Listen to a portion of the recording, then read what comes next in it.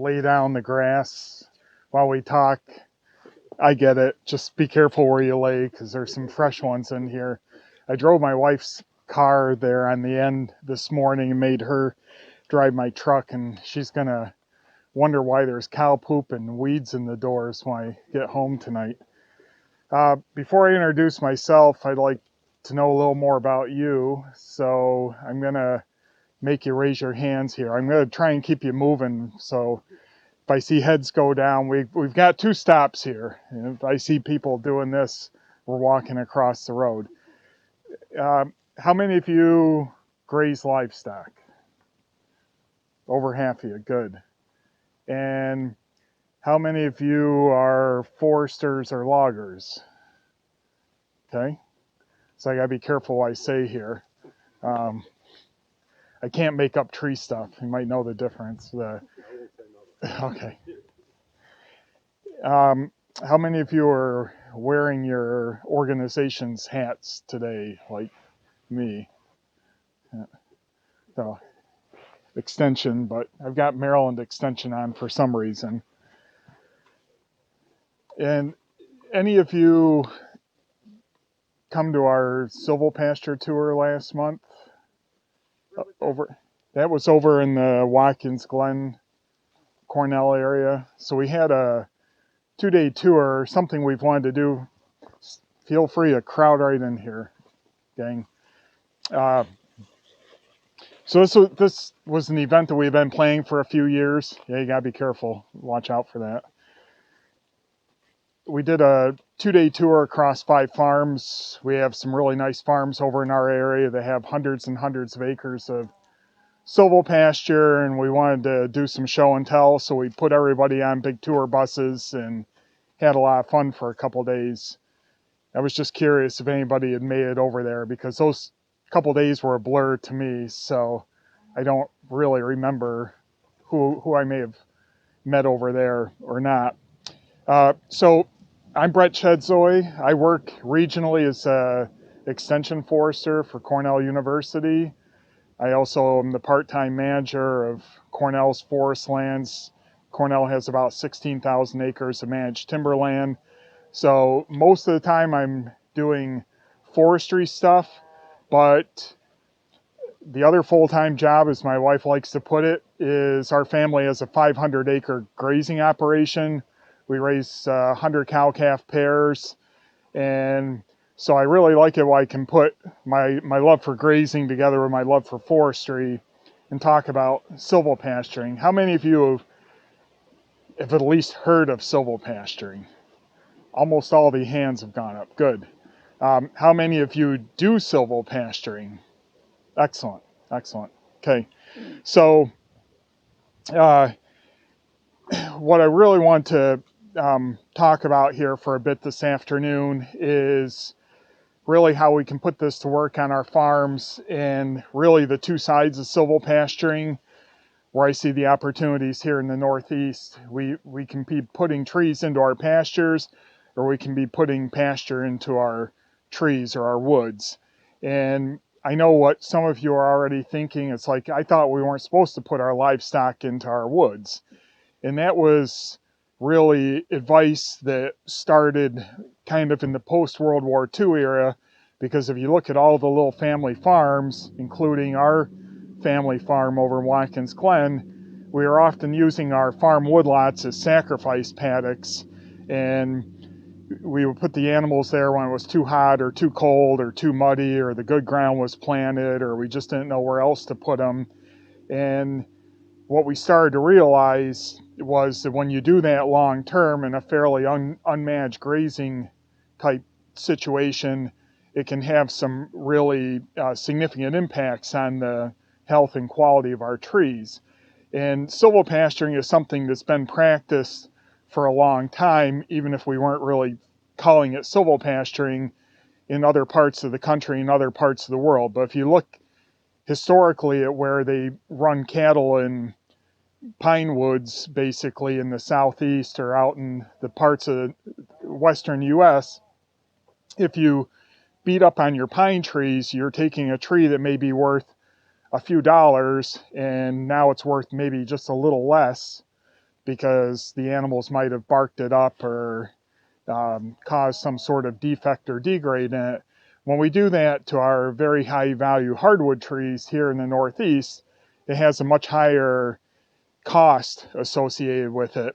And if you take, we don't have any great examples here, but an oak tree like that, if you think about that tree growing over there in a denser and more competitive environment, that's a tree that could easily be worth $100 on the stump and sometimes several times that. And if you go and kill that tree or severely degrade it through either physical damage to the trunk or what we call mineral stain or rot that takes root in the main trunk, you're taking a tree that's very valuable and turning it into essentially a piece of firewood that's almost worthless. And something that the forestry community understands well, but I think most other people don't, is that here in the northern tier of Pennsylvania and the southern tier of New York, we're growing the highest value hardwood forests in the world on a dollar value per acre basis. 3/4 of the hardwood lumber produced in this region is directly exported for case goods manufacturing. I worked for many years in international forestry in South America, and before going there, I always felt that where they grew mahogany and teak and rosewood and ebony, those were like these even more special forests than ours. And then I went there and lived there and worked there and realized that the density of those trees across the landscape is very, very scarce. And they have the same type of beautiful looking forest that we do here. It's just that most of the trees growing in those forests have really no commercial value, partly because they have no markets. So here, on the other hand, when you walk into a typical acre of woods, like the one across the road or the one behind us, almost all of the species growing in there are commercially important species. You can like literally pick the phone up and say, come by my trees, and somebody's going to come by your trees. And the inherent quality of those trees is very high. These other faraway forests, you can see a beautiful looking tree that's like that oak behind me, and you get it back to the sawmill and realize it's really an ant farm, whereas that's typically not the case with the timber that we're growing here. That's not to say that all of the trees growing in our woods are high value trees.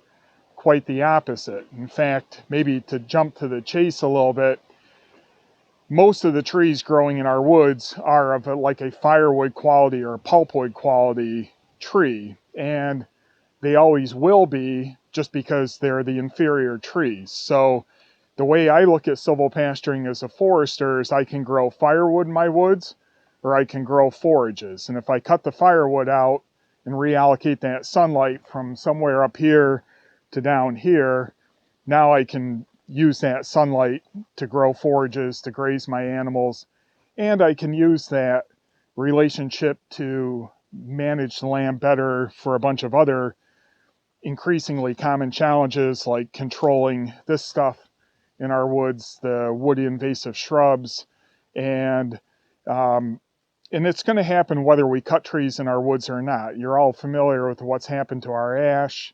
It's happening to our hemlock. There's a new, not to be the little black cloud, but there's a new disease coming through called beech leaf disease. Some of the folks in the group this morning already had in their woods.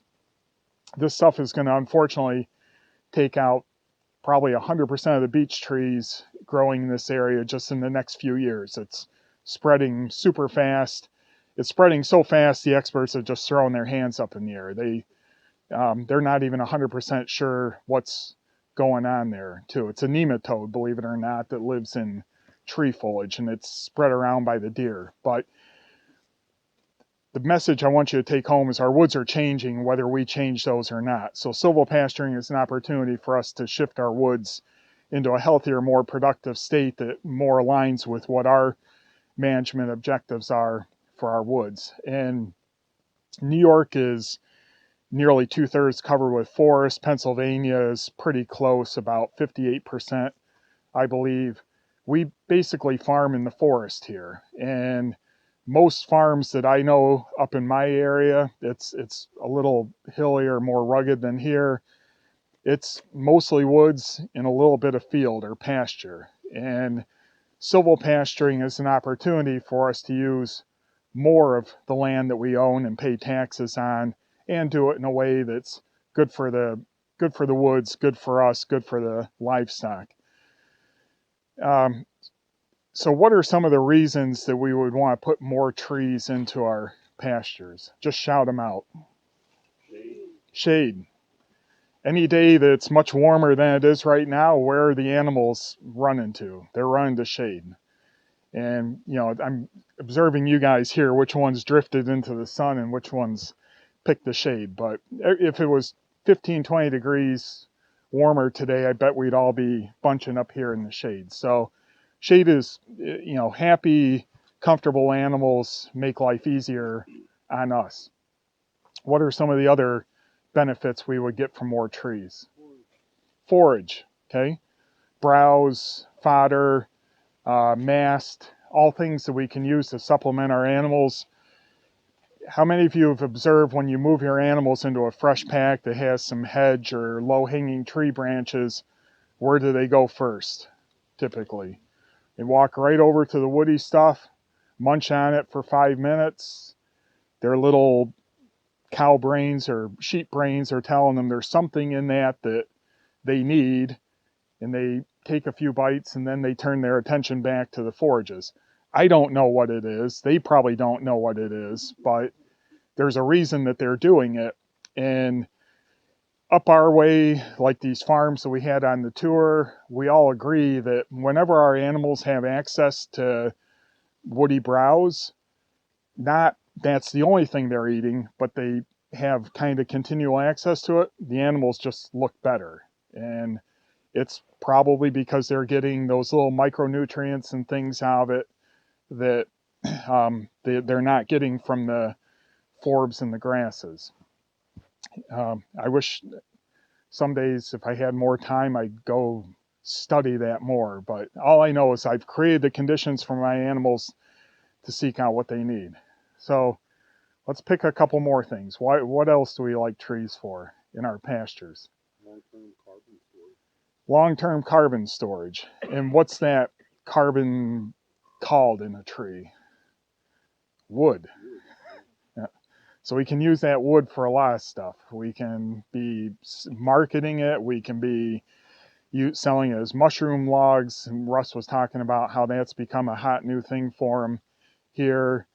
On our farm, we grow a lot of black locust, and we have, you know, no offense there, Adam, but we've saved ourselves tens of thousands of dollars growing our own locust posts over the years. And we started planting locusts about almost 34 years ago now.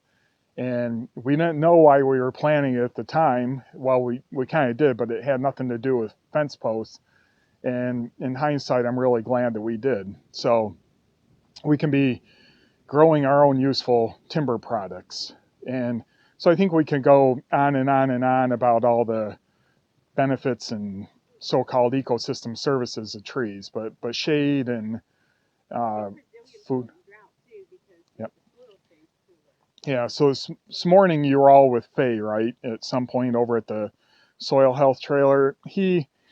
I asked Faye and I've known each other for 20 years to come do a demonstration on infiltration in our silvopastures for that tour.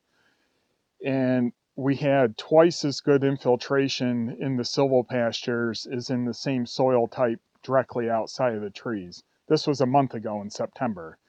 And there's a lot going on there, so I wouldn't say that it's just because of tree roots or just because of mycorrhizae or something else, but if you can double your infiltration with trees, that's pretty darn important for those really dry years and those really wet years, which we seem, at least up our way, we go from one extreme to the other.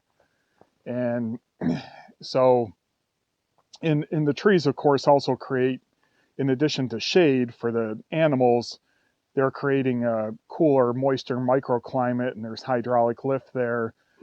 On average, the soil temperature is 10 to 15 degrees cooler in the light shade of a silvopasture than it is directly outside. So you see this more persistent carry through of the quality of the cool season forages in the silvopasture. They actually get started a little bit earlier in the spring because they're not getting, it's the infrared radiation from the trees is helping protect the ground a little bit, but when it starts hitting 90 degrees in early June out in the sun, it's staying just below that threshold that the cool season forages. And that's one of the way that silvopastures compensate, even though you might grow slightly less forage per season in that light shade environment. You get this boost in other ways.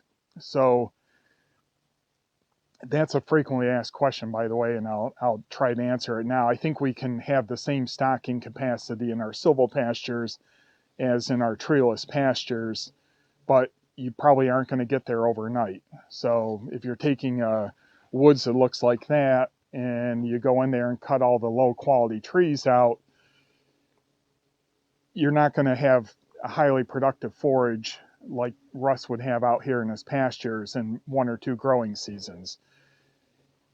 And I've learned that when I talk with farmer audiences, I have to recalibrate expectations because farmers want everything to happen in 5 months or a growing season. And as foresters, we get excited if it happens in 50 years. And these are hybrid production systems, agroforestry systems.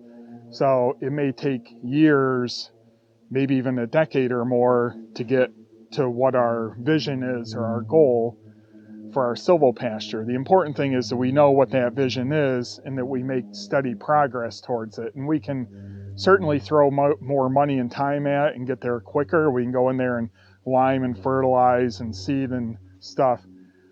However, I guess a point I want to make while I'm thinking of it this morning, I almost forgot to make it, is silvopasturing is it's completely contingent, like the success of silvopasturing is completely contingent on good rotational grazing. Like you can't really make silvopasturing work to your expectations if you're not willing to invest the grazing skills. And that's where I see probably the biggest hurdle for its more broad adoption in the Northeast is that, I'm preaching to the choir here, but as you know, many of your livestock farmer neighbors, especially beef cattle people, grazing isn't even part of their terminology. So, and if you're not willing to go out there and really up your game in terms of the grazing management, it's probably not going to work. All you're going to do is let sunlight in and it's going to blow up into invasive brush or beech brush or something, and you're going to be stilt grass, and you're going to be disappointed because when we screw up in our open pastures, we can go in there and fix it with a brush hog or fertilize it or reseed it or do something.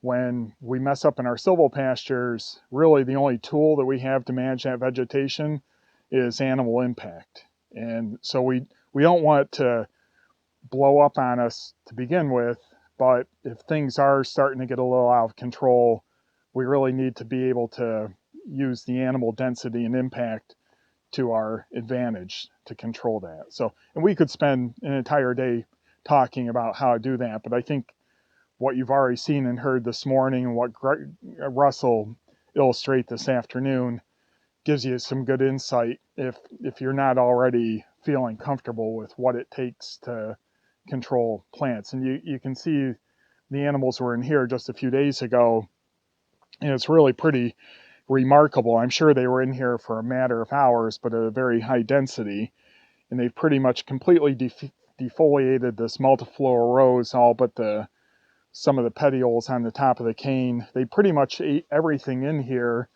meadowsweet, all but maybe the Queen Anne's lace or carrot.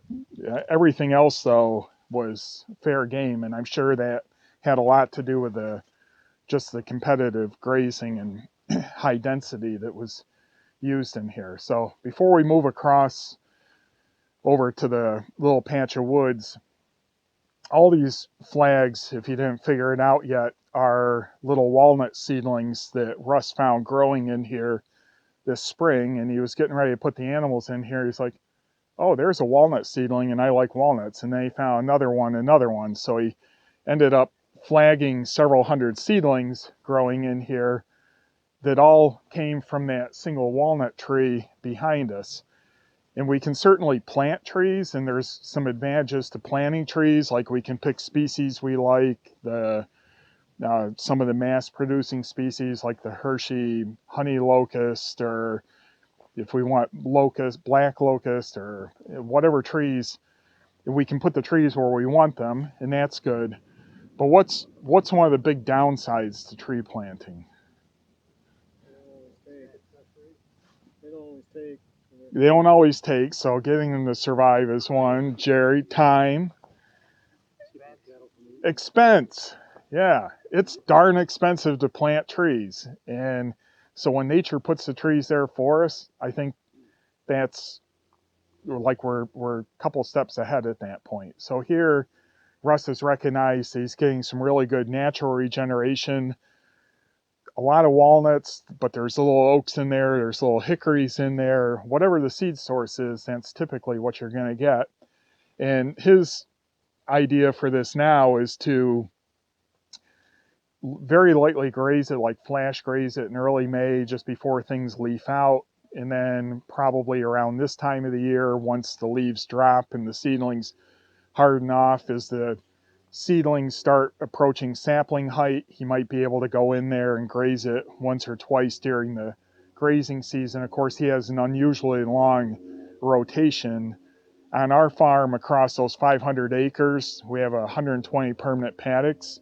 So we have anywhere from a 6 to 12 week rotation. That rest and recovery period is very important for silvopasturing too, because in that dappled sunlight, the plants are photosynthesizing a little more slowly, recovering. It's taking a little bit more time to bounce back and reach that stage of maturity that we'd like them to be at. They're not all the same, of course. Some like orchard grass are really quite shade tolerant. Others like Timothy, less so. But you'd be surprised how many of the cool season forages are actually quite capable of doing quite well in light to moderate shade. Now,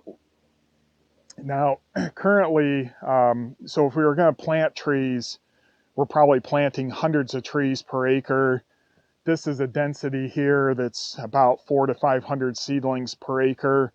That's far more trees than we would ultimately have in a mature silvopasture, but it's good to have more trees because trees die. And we can also pick and choose, and we'll see that when we move across, the real winners from the not so good trees. In a mature silvopasture, though, and it's really the same as if we were managing the woods for timber production, we want roughly 40 good trees per acre. Those are our 40 best trees per acre. And that doesn't sound like a lot of trees, but what that gives you is a fairly uniform, fairly close canopy, but the trees are not over competing with each other. So in a woods like that, you're looking at about 300 trees per acre currently. So we're not going to go from 300 trees to 40 trees probably in one fell swoop. Ideally, we would start managing that woods much earlier and thin it more gradually.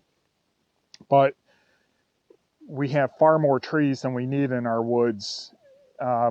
Even so, of those 40 trees, that accounts for 80 to 90% of the timber value in that woods. And those other couple hundred trees basically account for the other 10 to 20%. When you're thinking about thinning the trees, do you try to tend to look for more mature ones, or is there a specific age group? Yeah. So let's start with that question, but we'll move across the road. So follow me. I'll jump in the front. How about the height? you wanted 40 trees per acre, how many would you plant? 400 probably. Serious? Yeah.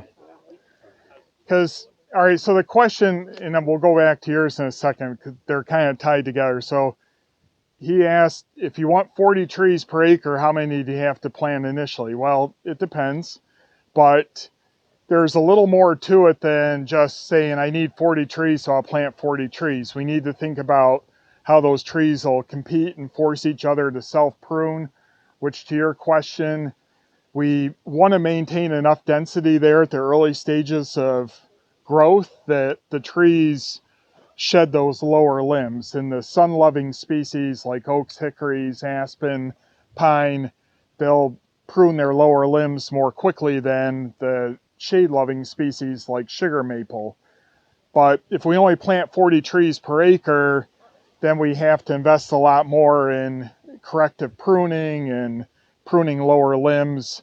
And some trees like oaks will just simply grow into giant bushes if we don't have enough trees pressing in against them. And therefore, thinning is something that we would try to do throughout the life cycle of that current stand of trees. Here in the Northeast, we typically think of the biological maturity of these tree species at around 100 years.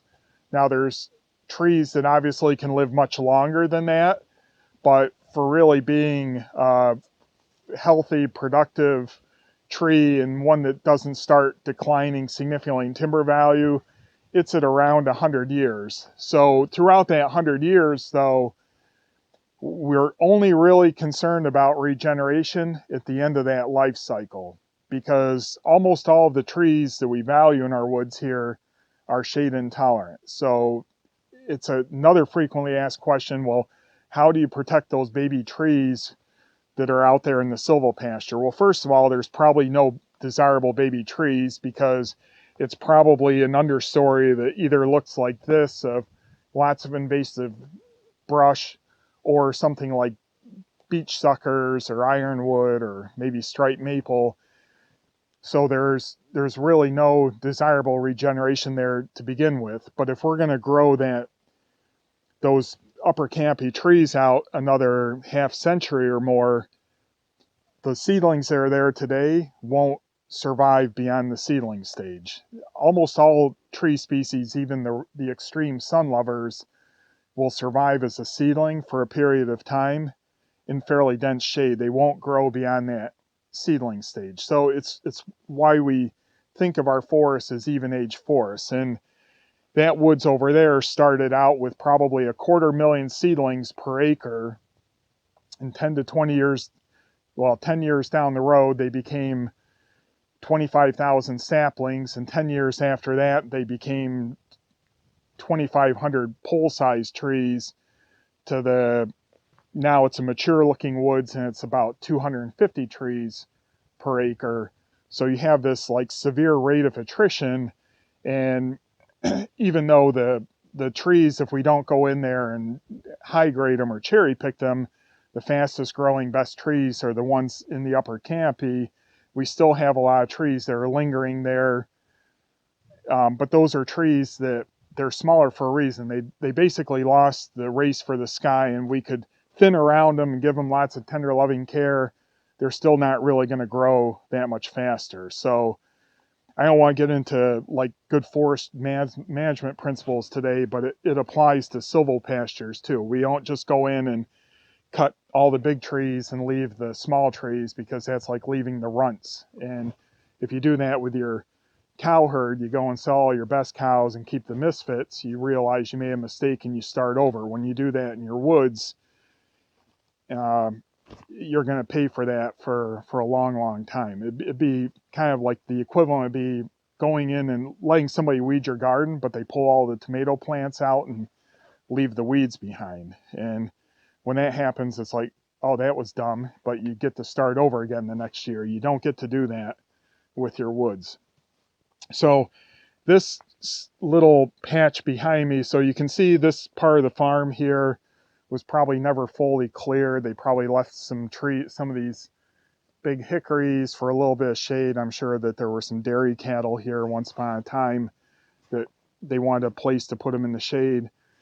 But there's exposed bedrock in here, and whenever the dairy cows went down the road, sometime between that and when Russ came here, it started to grow back to trees. And again, it follows the seed source, so it's mostly hickory, but there's some oaks back in there I flagged. There's a couple small cherries.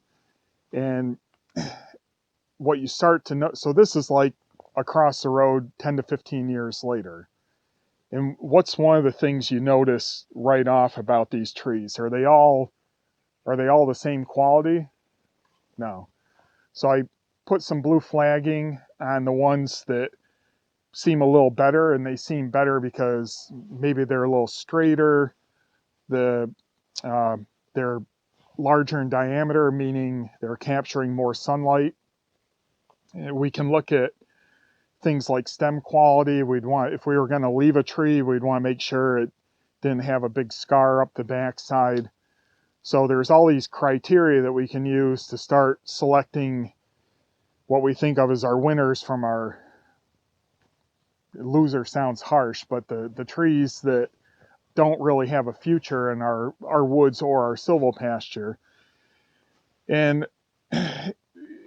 if we were just growing this little patch of trees, let's pretend for a moment that the big trees aren't around it, but if we were just growing this, a young stand of, this is starting to transition between what we call saplings and poles, we would not really be concerned with those trees that don't have the blue flags on it if we were just growing it for timber, because at this point, look at these two small stems in the center, for example, they're about 1 inch in diameter. They've already lost. They're over top. So they're not really competing with sunlight. And 99% of a tree's growth here in the Northeast is competition for sunlight. The other 1% is moisture, nutrients, and root space and things like that. But it's almost entirely about sunlight.